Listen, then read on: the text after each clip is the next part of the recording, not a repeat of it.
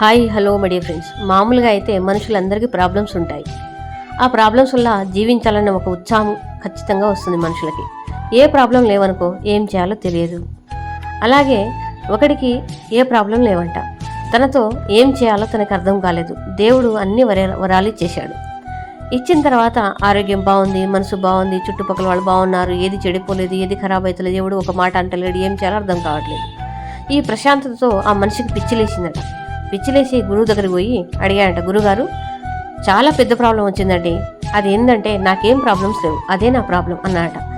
ఏం చేయాలంటే అప్పుడు గురువుగారు ఇట్రా అని చెప్పేసి తన చేయి పట్టుకొని ఒక రాయితో చేయి మీద గట్టిగా కొట్టాడంట. కొట్టిన తర్వాత అప్పుడు అతనికి ఆ నొప్పి వచ్చింది. ఇక పో, వారం రోజులు ఈ ప్రాబ్లం సరిపోతుంది నీకు అని చెప్పేసి గురువుగారు కొట్టేసి పంపించాడట.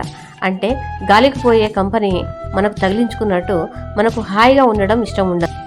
ఏదో ఒకటి బాధ, కోపం, అసహ్యం పెట్టుకోవాలి, రంది పెట్టుకోవాలి, బాధ పెట్టుకోవాలి, టెన్షన్ పెట్టుకోవాలి, స్ట్రెస్ పెట్టుకోవాలి.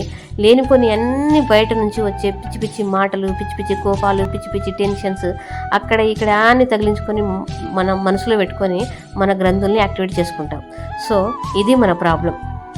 Thank you. దీన్ని బట్టి చూస్తే మనుషులందరికీ ఒకటే ప్రాబ్లం, బాధ లేకపోవడమే.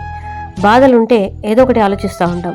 సో అది క్రియేట్ చేసుకునేది మనమే. బాధ అయినా, కోపమైన, రోగమైన, ద్వేషమైన, అసూయ అయినా ప్రశాంతతను మనం క్రియేట్ చేసుకోము. ప్రతిదీ మనమే క్రియేట్ చేసుకున్నాం. మన లైఫ్కి అన్ని డిజైన్ మనమే. మన లైఫ్కి కారణం ఖచ్చితంగా మనమే. దాన్ని యాక్సెప్ట్ చేయాల్సింది.